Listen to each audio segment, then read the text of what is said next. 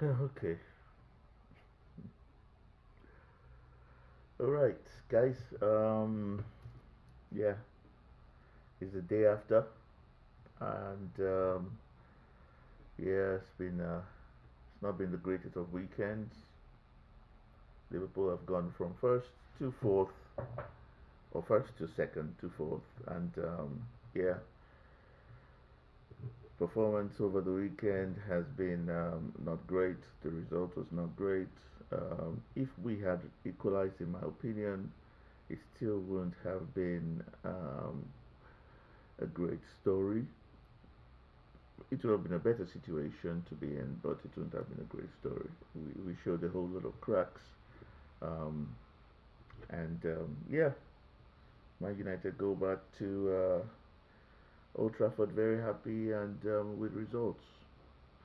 I'm wearing blue today, but the red still kind of highlights. So yeah, I've not departed from the reds. Still reds of the reds, you know. But yeah, I wrote some few things down by way of why I'm a bit concerned about how we are performing. You know,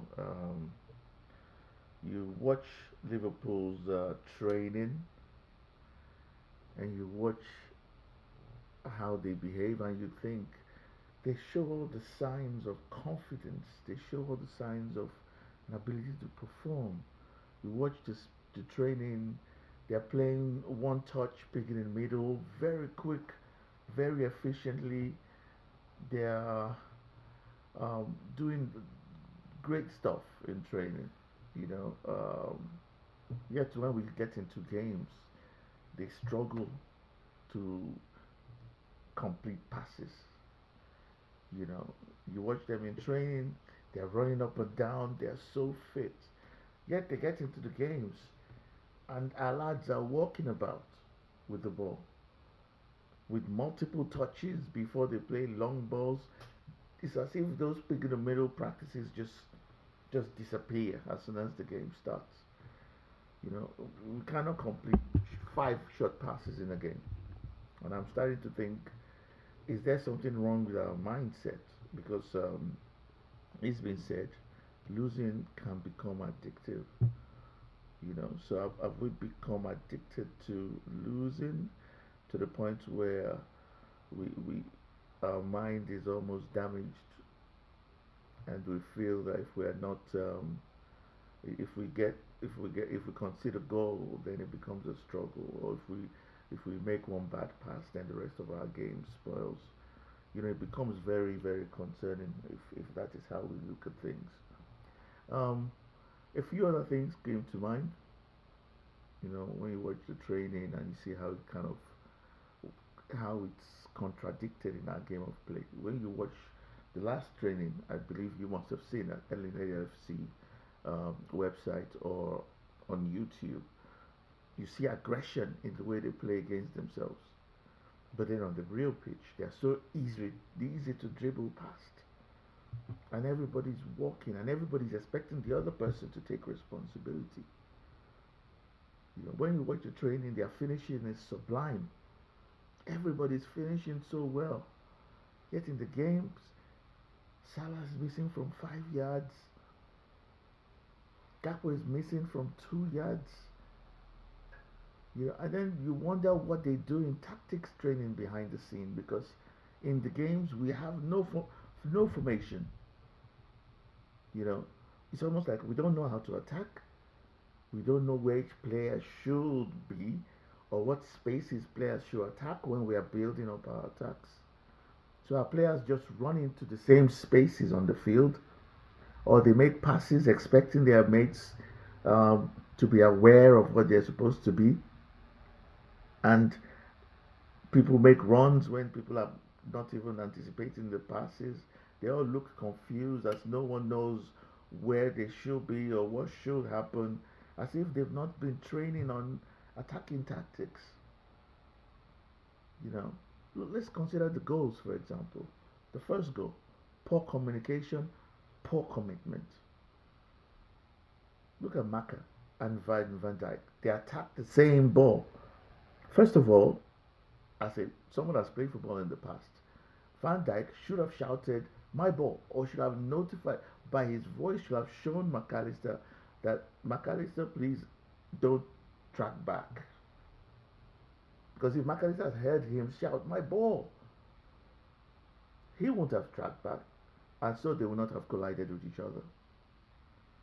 Okay, they then collided with each other. Referee messes up, he doesn't stop the game because of the head foul.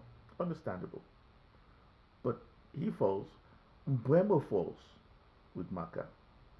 But Mbuemo then stands up 5 minutes, oh sorry, 5 minutes, 5 meters behind Virgil van Dijk as the game continues, and he still manages to outsprint Van Dijk and Gakpo. In fact, Gakpo was basically jogging. Van Dijk, as usual, does not run back. He only jogs back like they were on holiday. While Mbemo, you could see Mbemo straining to get into the box. And when the pass comes through, he chips it past the goalkeeper. And as if that's not bad enough, if you watch the game and you slow down and even stop that process, even if our goalkeeper had saved that ball, say had punched it or parried the ball to the right, Cunha and Bruno were there, free to counter in the 18-yard box. Because what? Konate had already committed to Mbuemo's chip. Grav was lost at sea by way of position. Gakpo was walking, basically at walking pace. And Sobo had virtually stopped walking and was standing next to the referee on the 18-yard line. And that was how our defense was built in the first goal. Go and watch it. Everybody was behind the game. Everybody showed no commitment. Nobody was looking to see if they could try and hold the game apart from Konate. How about the second goal? So, to me, I think it was a disgrace in exposing how disjointed the team is at the back. If you freeze the moment that Maguire connects with the header to score, you wonder what's going on in our defense. First, Konate and VVD are positioned in each other's spaces. Konate is where VVD is. VVD is where Konate should have been. And should it have been VVD that was in his rightful position and had made that jump, who knows? He could have been able to clear the ball. And of course, he was out of position. Every time we consider goal, watch VVD, he's always out of position. This doesn't mean he's a bad player, but just watch every goal we play. He's always out. Every goal we consider, he's always out of position one way or the other. And that's concerning. Secondly, note the line of defense again. Once again, that header comes in. If Mamadashvili had somehow saved and parried the header, it would have spilled to a front three of Bruno, Mbuemo, Ugarte, and Bruno, who were all placed to slot in any spillovers. Look at where our defense was, out of position. Some were jogging out in order to set up some offside trap. Others were just nowhere to be found. So you just think of it and you're like, what is going on? Why are we struggling so much defensively? It just, to me, doesn't make any sense. You know, don't we have a defensive-minded management team that should be supporting slots? And we should, if we are struggling, we need to go bring in an experienced defender that is going to sort the defense out. As a consultant, I mean, and I'm not saying go and buy some defender in January. I'm saying bring in currently Rio Ferdinand or Sol Campbell or anyone that is known to be a good defender that has been known to organize defenses that can come and work as consultant to us. Otherwise, we will continue to struggle. And then when we go forward, the ego in the team. Salah misses right from in front of the goalkeeper, and then you just look further and find out that two teammates were free while he went for glory. He was playing, he kicked with his left foot, it wasn't his right, where we could say, well, it's not his preferred foot. He had no pressure, but he slashed it wide. You know. The one positive thing is when you look through the match, Verts, he was well placed when Salah missed that ball. So he is getting better. He's playing very well. His touches are better, and it is obvious. He played a few minutes, and he was taking very, very good spaces. He and Curtis Jones were very, very good additions to the team. And he was making good decisions. I was personally happy with his performance, and I know that he will come good without a doubt. One thing I will conclude by saying is that it is clear that the best team was not the team that was on the pitch. Slot is not using his best players. He's trying to force his preferred team of lads to play. If it was his best team that was that were playing, the likes of Gakpo would have been brought off early. Maka would not have started. Um, Chiesa would have started. You know, even if Verts came in, Verts would have come in later on to change the game. You know, Gakpo did well in a lot of the moments in the attack, but imagine if he had been replaced and the team had kept Isak on the pitch instead. When Frimpong's two crosses came in, the chances that Isak could have converted on one of those two crosses is one of very high possibility or probability, you know. And Slot's decision to at some point then flood the attack while taking off Salah and Isak is one that makes me question his mindset when he's under pressure, you know. So I mean I can continue to break down every little detail of the match, but what's the point? We have lost, and it is what it is.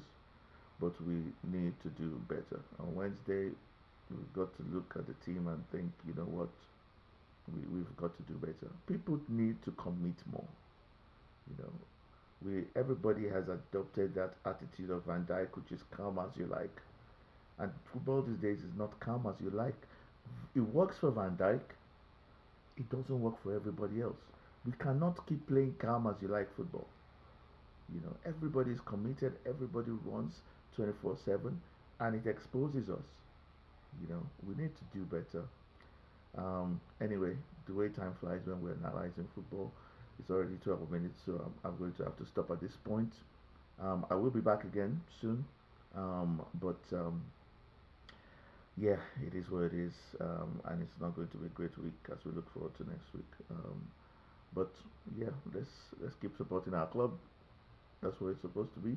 Um, win or lose, we back the Reds. So catch you guys in a bit, and as usual, it's your boy. See you, and all the very best. Take care.